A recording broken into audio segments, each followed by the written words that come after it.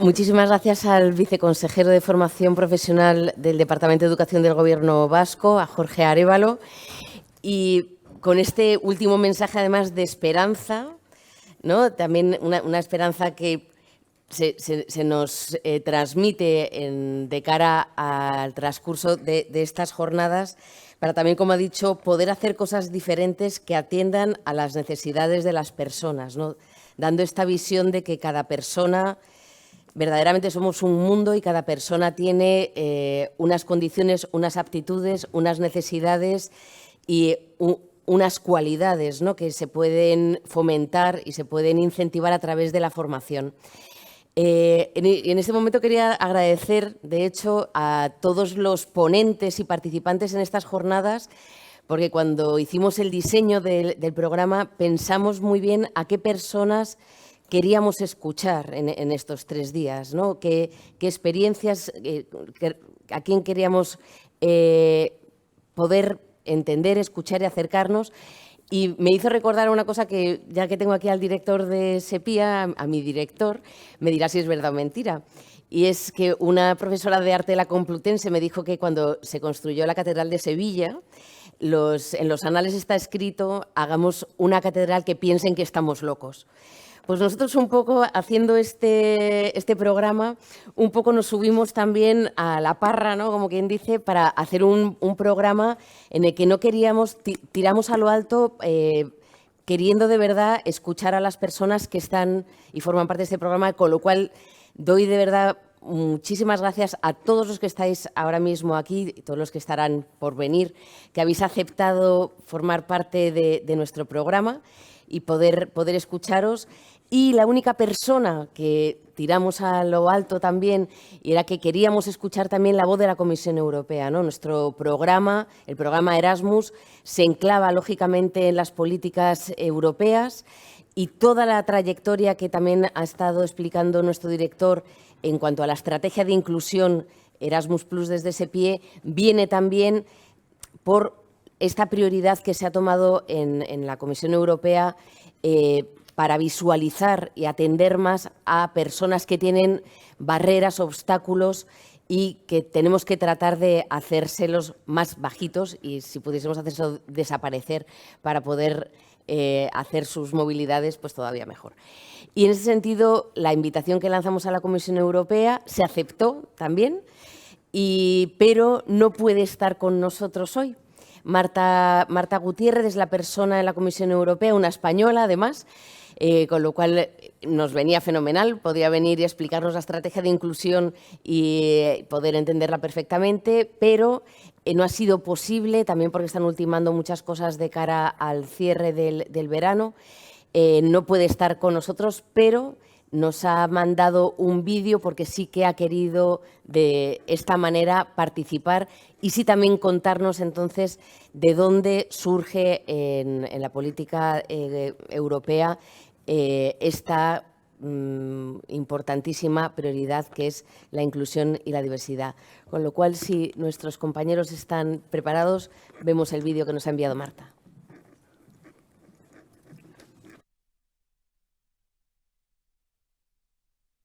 Hola a todos. Lo primero de todo, me gustaría dar las gracias al SEPIE y al Departamento de Educación y Formación Profesional del Gobierno Vasco por hacer posible estas jornadas y por haberme invitado a participar en ellas. Siento mucho no poder estar personalmente en Bilbao estos días. Me hubiera encantado aprovechar todos esos momentos que vais a tener vosotros allí juntos para conocer sobre todos esos proyectos tan interesantes que estáis llevando a cabo, pero las reuniones y los diferentes asuntos que estamos intentando terminar antes de las vacaciones de verano han hecho imposible que pudiese estar allí con vosotros. Aún así, me alegra poder estar enviándoos este mensaje, que espero os sea útil para, bueno, enmarcar un poco toda esta cuestión de la inclusión y la diversidad desde el punto de vista del marco europeo de Erasmus+, para ver cómo encaja con el trabajo que estáis realizando día a día en estas buenas prácticas de inclusión en el ámbito de formación profesional que vais a presentar y de las que vais a hablar estos días. La inclusión y la diversidad, como bien vais a estar tratando estos 3 días, pero además conocéis perfectamente desde vuestro trabajo diario, es un punto clave para el programa Erasmus+. Y en este sentido me alegra ver cómo en estas jornadas organizadas por el CEPIE vais a estar tratando cada año una de las prioridades horizontales del programa. Tiene mucho sentido empezar por la prioridad de inclusión y diversidad, pero no hay que olvidar en ningún momento esas prioridades de transición ecológica, de transición digital y de la participación activa, porque al fin y al cabo veréis que, y sabéis perfectamente, que están muy vinculadas las unas con las otras, y una transición verde tiene que ser a la vez inclusiva. La transición digital no puede excluir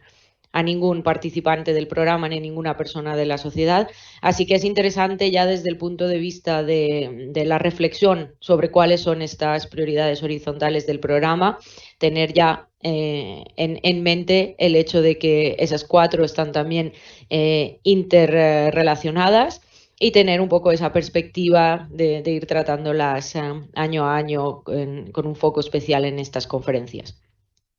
Centrándonos en la de inclusión y diversidad, decía que tenía mucho sentido empezar por ella en este ciclo de conferencias,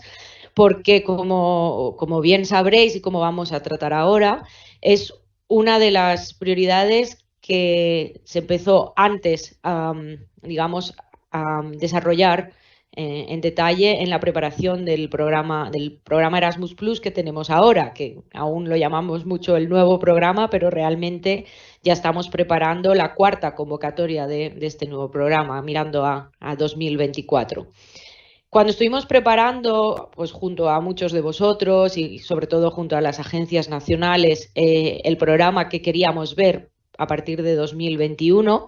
la Comisión ya propuso, en su propuesta de base legal, ya propuso un texto con un gran contenido relacionado con la inclusión y la diversidad, con algunas acciones que trataban ya de incluir al mayor grupo posible de personas, sobre todo a aquellos que pensasen que el programa no es para ellos. Pero luego, sobre todo, también en el trabajo con el Parlamento y con el Consejo, que como sabéis es quien le da una vuelta a esa propuesta de la Comisión, propone mejoras para acabar con un texto común que sea pues del interés de todas las instituciones y de todos los usuarios, ¿no? Pues el Parlamento y el Consejo pusieron mucho hincapié también en el aspecto de hacer de Erasmus Plus y también del Cuerpo Europeo de Solidaridad, que es nuestro programa hermano también para los participantes de un perfil similar, pusieron mucho hincapié en que la inclusión y la diversidad fueran temas centrales en estos nuevos programas. Y en este sentido, una gran novedad a partir de 2021 es que el texto legal del programa Erasmus Plus incluye todo un capítulo específico para la inclusión y la diversidad. ¿Y por qué digo que esto es importante? Bueno, pues en primer lugar porque esto da una gran visibilidad a la importancia de la inclusión y la diversidad dentro de nuestros programas. Y esto ya nos da pie a poder desarrollar una serie de mecanismos específicos y a defender que esto tiene que ser una prioridad y un camino que seguir en todo proyecto. Ese capítulo específico de la inclusión y la diversidad, una de las cosas que dice en el texto legal que está en vigor ahora de Erasmus Plus, es que se le pedía a la Comisión que crease un llamado marco de medidas de inclusión pocos meses después de entrar en vigor este texto legal. Y entonces ese texto con el marco de medidas de inclusión lo que recoge es una especie de visión para estos 7 años en los que estamos trabajando ahora con Erasmus Plus, y describe una serie de medidas que son, digamos, transversales y que son útiles ante cualquier tipo de contexto de necesidades de inclusión. Por ejemplo, se trata la necesidad de tener en cuenta cómo, y cuándo se proporcionan las ayudas económicas. Pero sabemos que las ayudas económicas no lo son todo para hacer realidad la inclusión. El marco también habla, por ejemplo, de la necesidad de incluir a los participantes con necesidades específicas en el diseño de las medidas que les van a ayudar a participar plenamente en las actividades.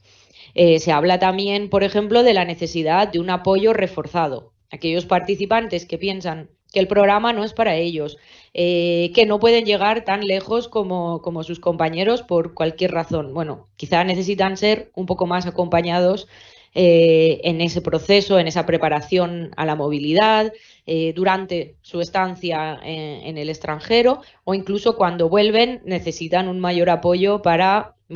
reflexionar sobre lo que han aprendido y ver cómo encaminar ese aprendizaje a la siguiente etapa, tanto educativa como laboral a lo largo de la vida. Ese marco de medidas que está en vigor durante estos 7 años va acompañado de lo que vosotros conocéis bien como la Estrategia de Inclusión y Diversidad de Erasmus+ y del Cuerpo Europeo de Solidaridad. La estrategia, a diferencia del marco, que es un documento redactado en una forma más legal, la estrategia es un documento que es más cercano a vosotros como aquellos que implementáis los proyectos y también a las agencias nacionales. Es más una guía práctica con recomendaciones sobre qué aspectos tener en cuenta de cara a llevar a cabo un proyecto que sea lo más inclusivo posible. Pues tener en cuenta, por ejemplo, la inclusión y la diversidad a la hora de seleccionar los participantes que van a formar parte en vuestro proyecto. Pero también, por ejemplo, dónde encontrar inspiración. Si yo quiero hacer mi proyecto más inclusivo y diverso, ¿dónde puedo encontrar algunas buenas prácticas que me expliquen cómo puedo conseguirlo? ¿O quién me puede ayudar en esto? Bueno, pues, por ejemplo, sabemos que las agencias nacionales a día de hoy tienen grandes conocimientos sobre el tema de la inclusión y la diversidad dentro del programa Erasmus+, participan en formaciones, se relacionan con otros compañeros de otras agencias nacionales para intercambiar prácticas y son una gran fuente de apoyo. Pero también tenemos, por ejemplo, el Centro de Recursos Salto, que es una especie de centro especializado solo en el tema de inclusión y diversidad, y que también brinda apoyo a las agencias nacionales de cara a reforzar esta dimensión del programa. La Estrategia de Inclusión y Diversidad es un documento importante a nivel europeo porque además ha sido co-creado. Cuando decimos que ha sido co-creado, significa que la redacción no se ha hecho directamente desde la Comisión Europea, sino que se ha hecho con la ayuda y con la participación de todos aquellos que de una manera u otra iban a tener que utilizar esa estrategia. Entonces, en este sentido, durante el proceso de redacción, pues trabajamos mucho con las agencias nacionales, con la agencia ejecutiva en Bruselas, pero también con organizaciones en el sector de la inclusión y la diversidad. Y aquí quiero puntualizar un aspecto, creo, muy importante de este nuevo, no tan nuevo programa Erasmus+ que tenemos ahora, y es que vemos la inclusión y la diversidad desde un concepto amplio. Muchas veces identificamos inclusión y diversidad, por ejemplo, con discapacidad o con falta de recursos económicos, obviamente, pero lo que es importante es tener también una visión amplia de cuáles son esas barreras que se pueden crear o barreras que pueden resultar un obstáculo para una persona para participar en el programa Erasmus+. Y a veces pueden ser barreras menos visibles porque pueden tener que ver con una situación familiar o personal, con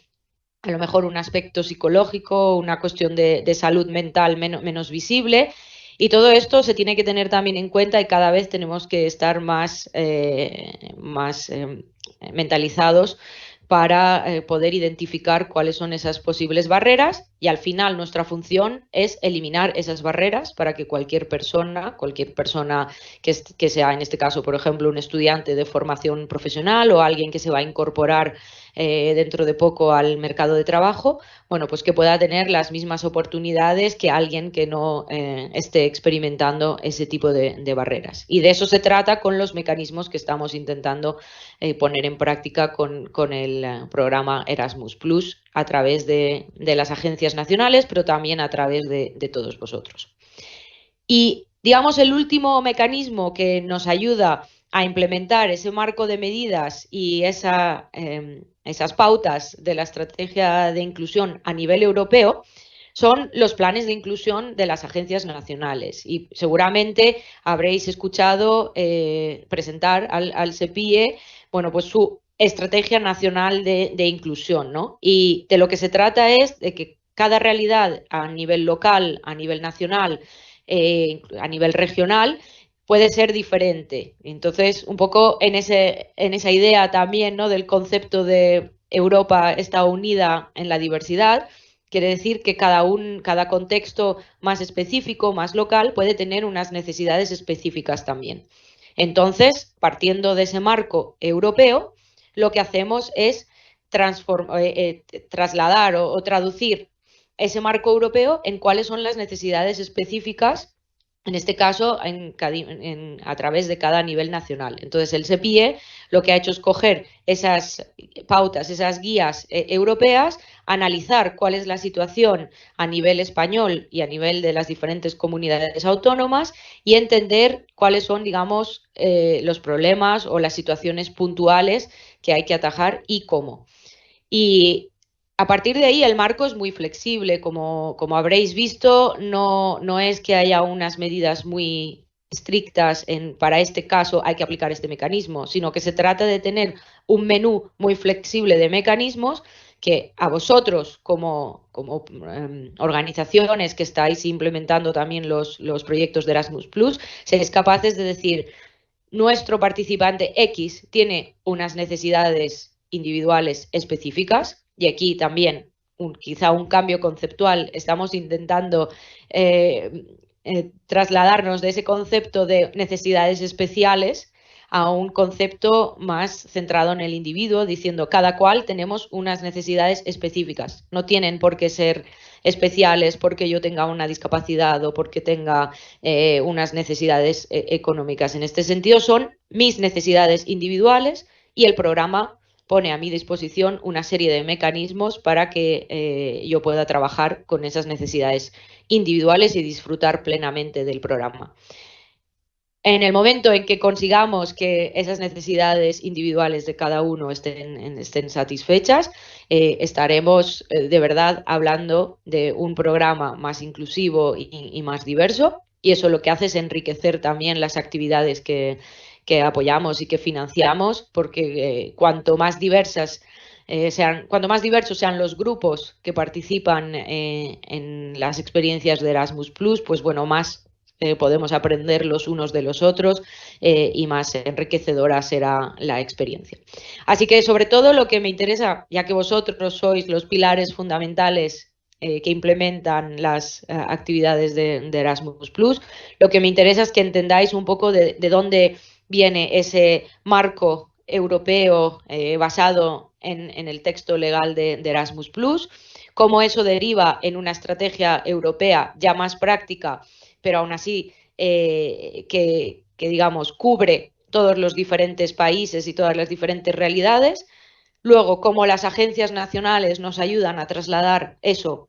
a las necesidades y al contexto, en este caso español y de las diferentes comunidades autónomas, y cómo vosotros, al final de esa cadena, sois una pieza fundamental para hacer realidad la inclusión y la diversidad en el programa Erasmus+. Bueno, sé que, como os decía, no puedo estar ahí y no voy a poder escuchar de primera mano cuáles son vuestras preocupaciones o cuáles son vuestras buenas prácticas, pero no dudéis en ningún momento en pedirles mi correo electrónico o mi contacto a los organizadores de las jornadas y desde luego me encantará saber de vosotros y conocer un poco más cuál es vuestro día a día y esos proyectos tan fantásticos que estáis implementando. Muchas gracias por todo y espero que tengáis una buena continuación de estas jornadas maravillosas. Un abrazo a todos.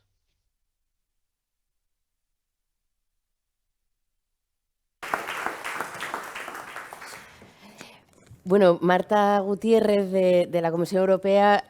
ha dado casi el paso siguiente, que parecería que naturalmente tendríamos que también introducir algo, pero lo conocéis suficientemente, que es la estrategia de inclusión, que fue aprobada el pasado diciembre y que, de hecho, presentamos en las jornadas anuales en el Teatro Real, con lo cual allí tendréis la pequeña presentación y nuestra estrategia, que es la que está permitiendo que estéis pudiendo desarrollar acciones y actividades específicas en los centros. La tenéis, está disponible en la página web y, como decía también Marta, lo más interesante con respecto a la inclusión, sobre el que muchos, y yo la primera, soy totalmente profana y por lo tanto también bastante ignorante, tengo que reconocer,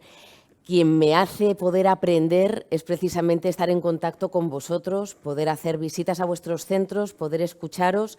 y, por lo tanto, estas jornadas de lo que se trata también es de poder ampliar esa visión que hablaba Marta sobre las diferentes barreras que pueden existir, ¿no? Es muy fácil reducir a un tipo de barrera cuando las situaciones son increíbles, son muy diversas, no solamente son las físicas, que a lo mejor son las barreras que más fácilmente identificamos, hay muchísimas otras que no tienen que ver con las limitaciones físicas, tienen que ver con recursos sociales, con recursos económicos, con estratos sociales y otras muchísimas barreras que, gracias a que podemos visitar vuestros centros, vosotros mismos os enseñáis. Así que con esto cerramos este primer bloque de la mañana. Os invitamos a tomar un café y que ya podamos empezar a interactuar y conocernos todos los que estamos aquí, para volvernos a encontrar aquí a las 11:30 para continuar. Muchas gracias.